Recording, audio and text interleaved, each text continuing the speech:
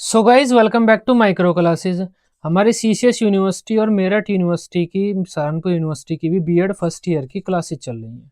आज का हमारा सब्जेक्ट है पेडागोजी ऑफ फिजिकल साइंस।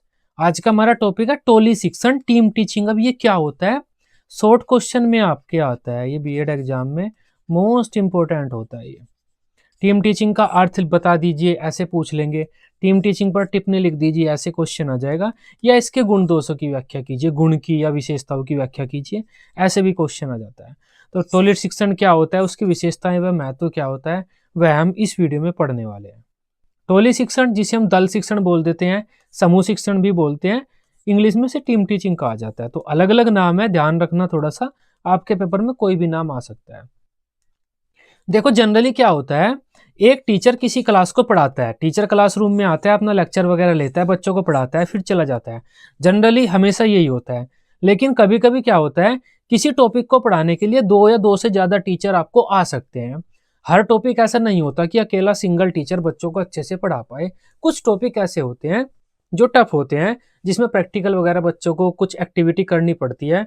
तो उस टाइम पर टीचर क्या कर सकता है, अपने साथ एक दो सहायक शिक्षकों को भी ला सकता है। मतलब क्या हुआ, टीचर्स की एक टोली बन गई, टीचर्स का एक ग्रुप, एक टीम आपको पढ़ाने के लिए आ रहा है। इस वजह से हम इसे टीम टीचिंग बोलते हैं।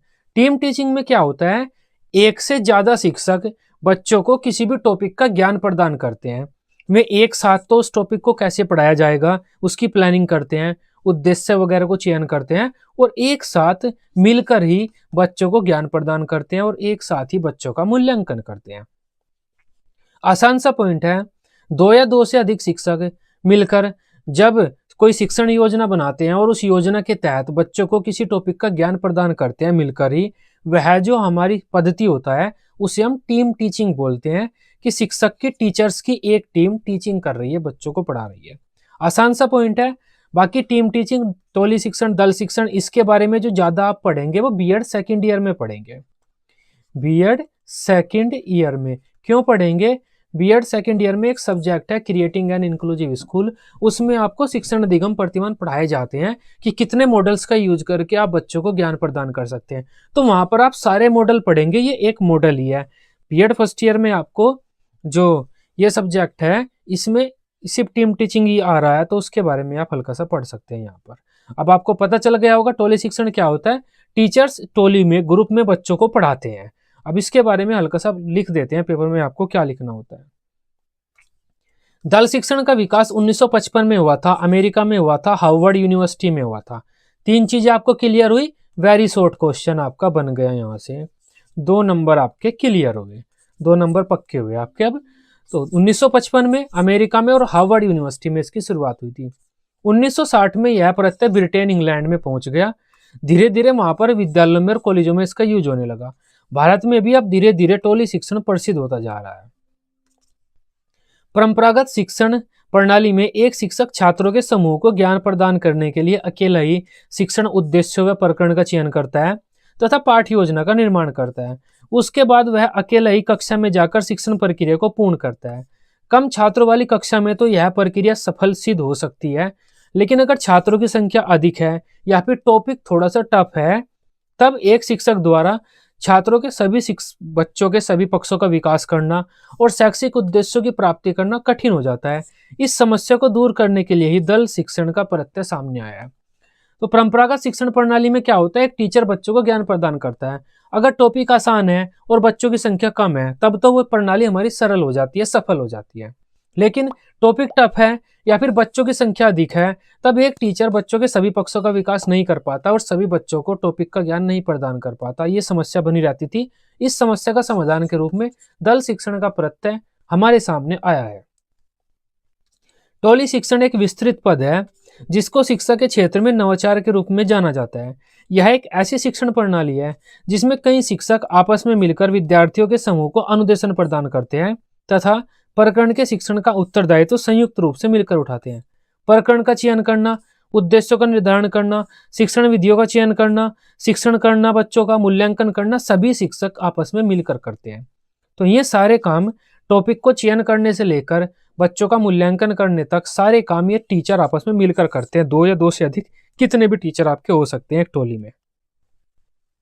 अतः टोली शिक्षण अथवा दल शिक्षण एक ऐसी प्रणाली है जिसमें दो या दो से अधिक शिक्षक आपस में मिलकर किसी प्रकरण के शिक्षण की जिम्मेदारी उठाते हैं तथा आपसी सहयोग तथा मेलजोल से उस कार्य को पूर्ण करते हैं। इससे छात्रों को उनकी रुचि व आवश्यकता के अनुसार ज्ञान प्रदान किया जा सकता है। साथ ही छात्र शिक्षक अंतःक्रिया में भी सुधार आता है, क्योंकि बच्चों को अधिक टीचर्स के साथ अधिक इंटरेक्शन करने के अवसर प्राप्त होते हैं। इससे शैक्षिक उद्देश्यों की प्राप्ति भी उच्च स्तर तक संभव होती है। अब टोली शिक्षण की दो परिभाषा देख लेते हैं हम। सैपलिन ने क्या कहा है? दल शिक्षण एक प्रकार का अनुदेशनात्मक संगठन है जिसमें दो या दो से अधिक शिक्षक कुछ छात्रों को शिक्षण प्रदान करने का कार्य करते हैं। ये छात्रों के समूह को संपूर्ण विषय वस्तु अथवा उसके किसी महत्वपूर्ण सार्थक अंक का शिक्षण कराते हैं। तो सैपलिन ने क्या कहा है? दो या दो से अधिक शिक्षक मिलकर पूरी विषय वस्तु, पूरे सब्जेक्ट को, पूरे टॉपिक को बच्चों को पढ़ाते हैं, या किसी सब्जेक्ट के किसी एक छोटे से प्रकरण को बच्चों को पढ़ा सकते हैं। मतलब दो या दो से अधिक शिक्षक आपस में मिलकर कुछ चीज बच्चों को पढ़ा रहे हैं, तो वो टोली शिक्षण है। सैपलिन ने कहा है, अच्छी परिभाषा है। अब डेविड वारविक के अनुसार देख लेते हैं। टोली शिक्षण एक स्वरूप है जिसमें कई शिक्षक अपने साधनों, रुचियों, दक्षताओं को इकट्ठा करते हैं और विद्यार्थियों की आवश्यकताओं तथा स्कूल की सुविधाओं के अनुरूप उन्हें प्रस्तुत करते तथा उपयोग में लाते हैं। तो ये अच्छी परिभाषा है। कई टीचर आपस में मिलकर जो उनके पास साधन है, एक्सपर्टनेस है, जो भी उनके पास ज्ञान वगैरह है, उसे इकट्ठा कर और विद्यार्थियों की आवश्यकताओं, स्कूल की सुविधाओं के अनुसार बच्चों को प्रदान करते हैं। तो अच्छी परिभाषा है ये दोनों। अब टोली शिक्षण की विशेषताओं की बात कर लेते हैं। ये शॉर्ट में आ जाता है कि टोली शिक्षण पर विशेषताएं बताइए। टोली शिक्षण की विशेषताएं कौन कौन सी होती है? शिक्षण की जो टोली शिक्षण है एक प्रभावी विधि है। टोली शिक्षण में दो या दो से अधिक शिक्षक आपस में मिलकर पढ़ाते हैं। जो टोली शिक्षण है वो सहयोग की भावना पर निर्भर करता है, मतलब टीचर्स एक दूसरे का सहयोग करते हैं उसमें। इसमें शिक्षण उद्देश्य की प्राप्ति का उत्तरदायी तो एक शिक्षक पर नहीं होता, बल्कि शिक्षकों के पूरे समूह पर होता है। टोली शिक्षण में पाठ योजना, व्यवस्था, मूल्यांकन आदि कार्य सामूहिक रूप से किए जाते हैं। जो भी कार्य एक टीचर करता है वो सामूहिक रूप से होते हैं टोली शिक्षण में। इस विधि में शिक्षक अपने कार्यों का निर्धारण स्वयं करते हैं। टीचर स्वयं निर्धारण करते हैं कि जब आप बच्चों को हम पढ़ाएंगे तो आप ये करेंगे, मैं ये करूंगा, वो करूंगा। तो सामूहिक रूप से टीचर स्वयं निर्धारण करते हैं अपनी क्रियाओं का। यह एक लचीली विधि है।